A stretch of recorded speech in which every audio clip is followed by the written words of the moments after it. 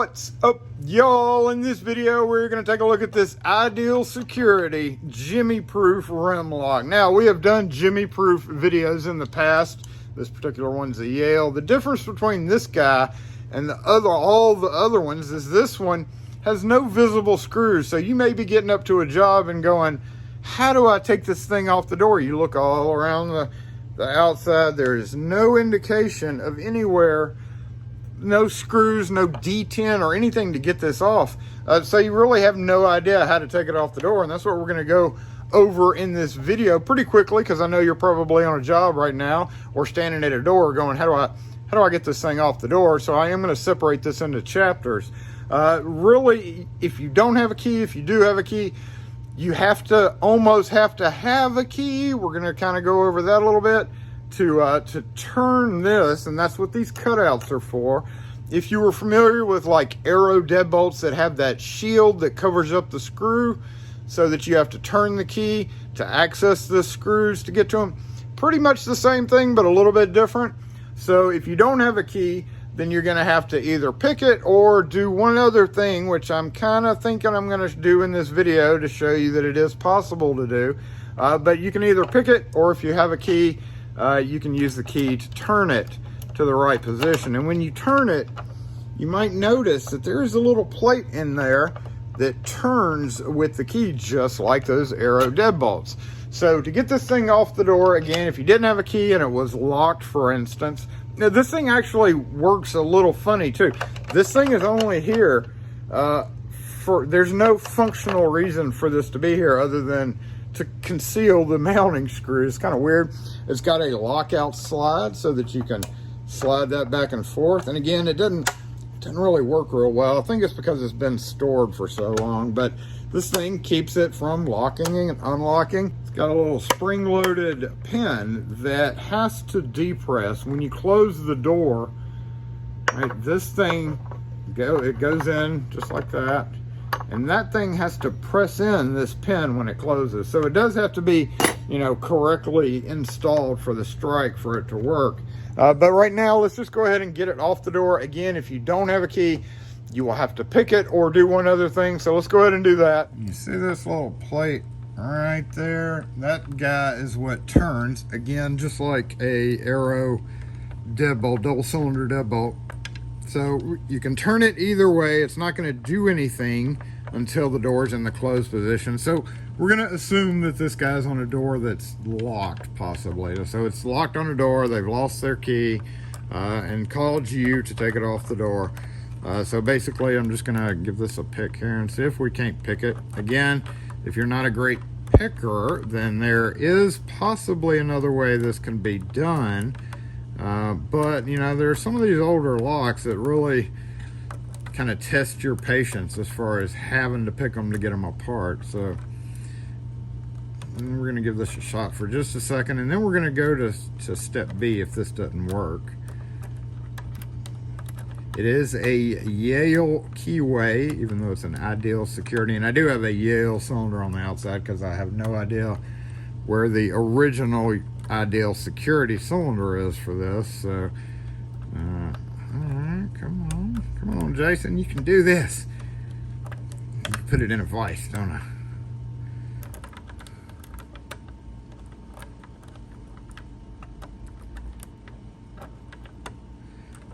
Paracentric keyways can be a little tricky. That's why I'm using this guy.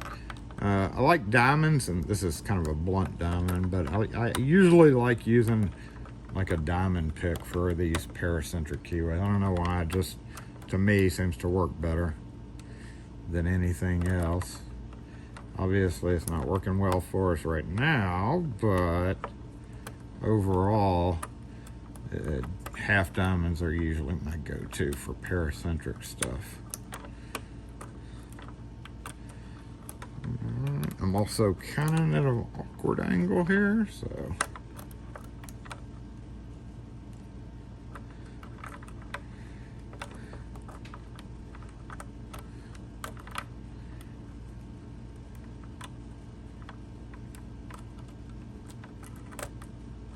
there we go.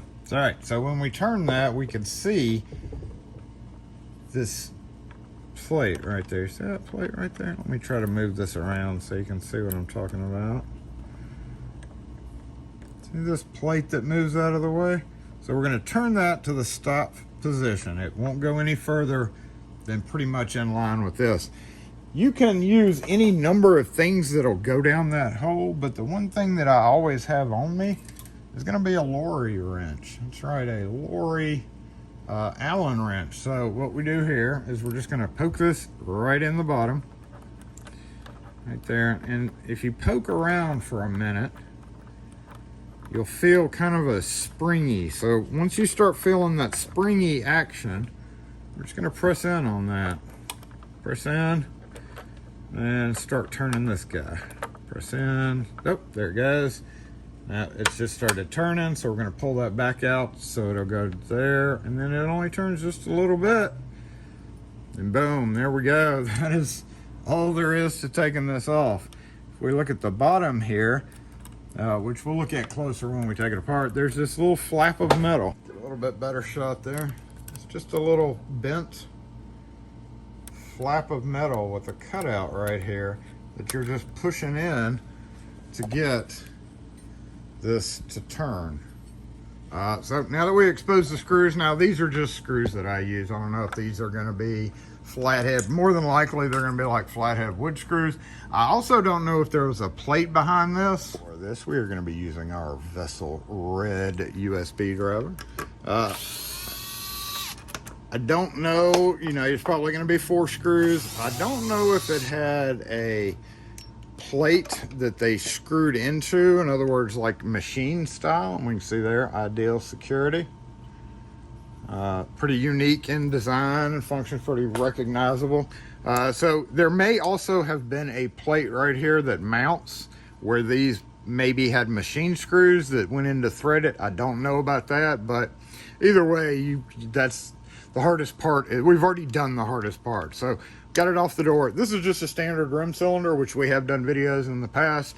We actually already have keys for it, and it works fine. So I'm actually not going to be doing that. But if you were having to rekey this, obviously you'd unscrew your rim cylinder and then go find one of Jason's rim cylinder videos to figure out how to do that.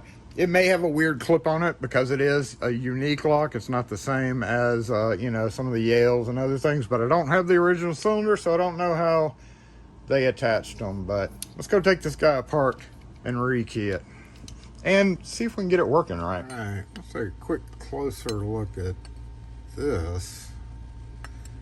Yeah, I'm not even sure how that catches, but it's that little tab right there. When you were pushing down the bottom of the keyhole, you're pushing this down. It's not really, it's just a bent piece of sheet metal or whatever. So you just gotta push down real hard to get that to let it turn, which I guess it catches right there maybe. But I'm gonna go ahead and take this guy apart and see what we can do with it. As always, rim cylinders have these 2 screws holding the plate on the inside, maybe 3, maybe 1. But we're going to take this off pretty carefully. One thing that can happen is, since it is, quote, spring loaded,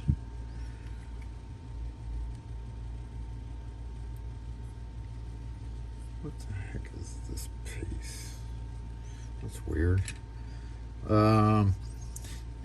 If you pull this down, oh, see how it's going to turn the core back. What will happen is we'll end up having to shim it. So we want to kind of be careful with that. So again, let's go ahead and take these 2 screws off. This is a cam on the back of the cylinder, and as typical, again, there's all sorts of designs, but many of them use this style of setup. We should be in very familiar territory if you've taken apart any rim locks in the past. This should look pretty familiar. Again, if you're not overly confident, then you may want to take a picture of this before you start to make sure you put this plate on right. And we're going to go ahead and move this out of the way. And actually, see how this functions. So that, if you push down, catches on that, and then when you push that down, it lets it go. So it's just kind of corroded up in here. Really, I think if we hose this out with a good lubricant, it'll start working correctly. Right now, we're worried about the cylinder itself, though. You could take all this out. It's not really that necessary. Again, we're just going to hold this with my hand, try to keep it from being unpicked. Got 2 screws that hold the cylinder housing in. We're going to take those out. And I can feel it coming loose on the other side in my hand here. So we're going to just take this guy off just like that. And since we're still unpicked, all we have to do is follow it out now. Standard size plug follower. Perfectly smooth on the back. No big deal about doing this at all. So, boop. We can see the cylinder. Whoop, I lost a pin. I'm going to have to rekey it. It's built in. I guess they braze that on. That's super weird to see. Where'd our key go? All right, this particular one, I have 3, 2, 4, 1, 3, and I lost the first pin, which is 3. I'm going to knock it down to, instead of 240, I'm going to go 237. A lot of times on Yale, the measurements and the pins, actually I'm going to go down to 231. This is not a Yale brand, but it's a Yale keyway. So put all your pins in. You may have to go shallower. So if it calls for a 240, I went with 231 and it fit better. Don't go by the numbers. They're not gospel. They're just mostly a suggestion. Okay, so we're going to push that in. Check it. Make sure your key works. It does. You may want to check the top pins as well. I know these top pins are okay, so we're good right there. We're going to put this guy back on like it needs to be. Put this back on like it needs to be, just like that. Screw our 2 screws in. For this, we're going to use the Vessel other USB driver. Thanks for both of those, Justin T.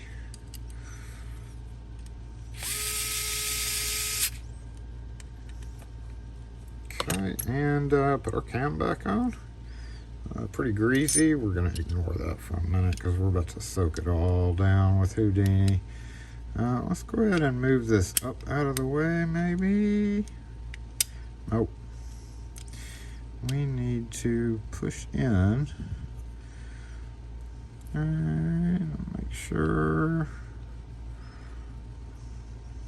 Okay, gotta line up those little holes for the screws. Nope, this one, it doesn't really matter, but same screw. This one's blackened. Got black from all that grease. Looks like I picked up a retainer spring from somewhere. Thank you, magnetism. I have to go demagnetize this on my Peter Fox demagnetizer, aren't I? Alright, make sure I get that other screw in. And we're going to check these functions. Very unusual design lock.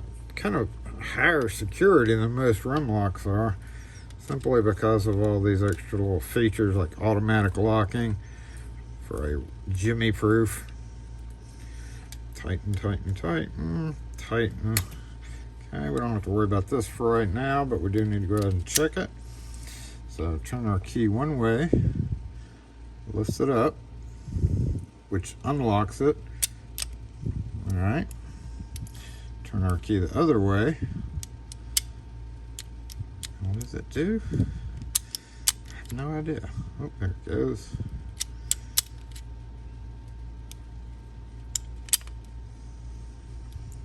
Okay, so again, push button pushes this rod down.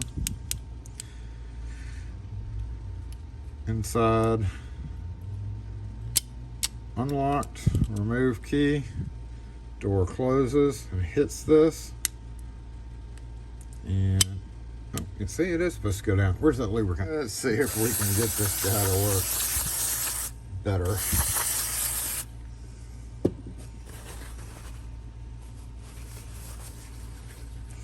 It's got a lot of just kind of solidifying grease up here on the top, and I think that's keeping this from really working like it's supposed to. I believe it's supposed to automatically latch Let's see what that slide. Let's hold on for me just a minute, y'all. Let's go ahead and take these parts out so we can see what that slide lock actually does.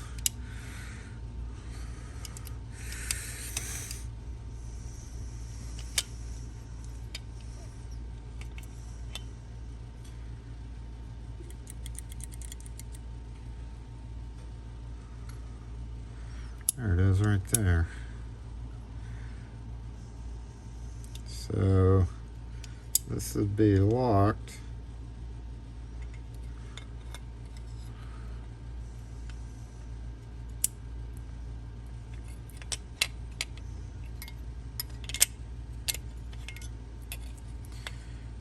Unlocked. Right here is where it catches. So basically it's sliding into this notch to keep it from going up or down. So that's what that's for. Also to keep you from using a key on the outside. Pretty interesting. Okay, and then we press this. Let's see, get in there. Just like that. Okay. So that's all the features. Let's put this guy back now. Make sure it hooks into the hole there to make it move. Put our spring back in. Make sure it's seated.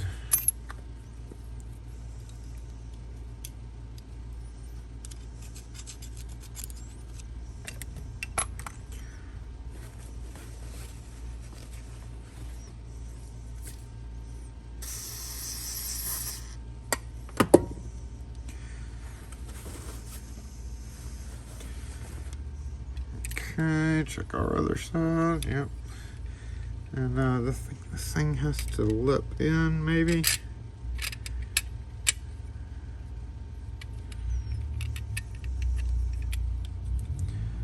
This guy, yeah, that guy goes in maybe like that.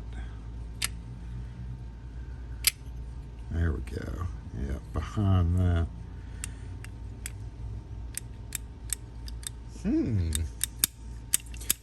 Interesting. Very unique mechanism for sure.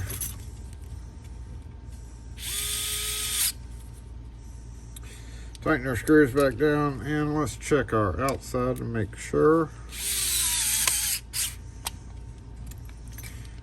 Okay. Turn the key. Oh, it's working better, y'all.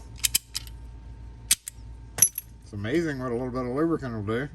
So, unlocked, open, close door, and lock.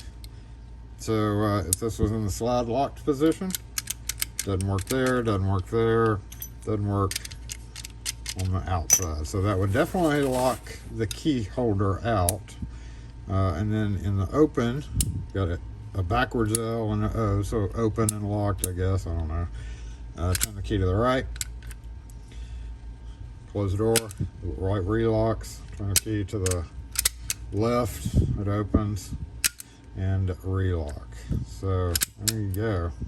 Okay, to get it back on the door, you're gonna make sure your key is out, tailpiece is flat, this guy is turned so that this tailpiece, we're looking at this view because I want to show you that's kind of one of the more difficult things about doing rim stuff. So there we go, got it on. And we're gonna get our screws, just screw a couple of the screws back on the door.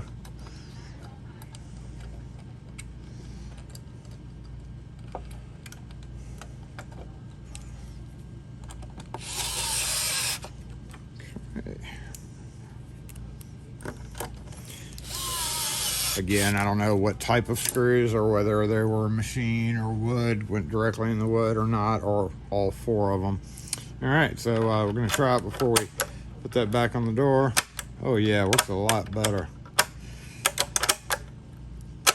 So in theory, what I was mentioning earlier, what if you don't have a key? What if you can't pick it? Well, you know what? If you get a drill bit, just like with those Arrow deadbolts, and put a hole that's the same size as that lorry wrench. So something like that, just big enough. Actually, you could use the drill bit after you drilled it. So drill a hole right there through it, and then just press in. I don't want to do it to mine because mine's an antique, but if you were removing this from the door, you couldn't pick it or whatever, really, I believe all you'd have to do in that case, because it doesn't have to be turned to do that. Really, the turning the key doesn't do anything but move this block out of the way. So if we were to have to do that, all right, just take a just big enough bit for what you need, not big enough to scratch the sides. You want to put a hole right there. Put a little hole through that brass. Take your poke it, turn it, take it off.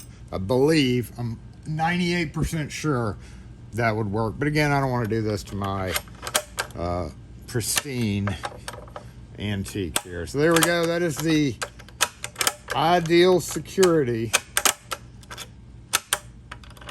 Jimmyproof with lockout deadbolt. So, oh, unlock. I'll come around to the other side.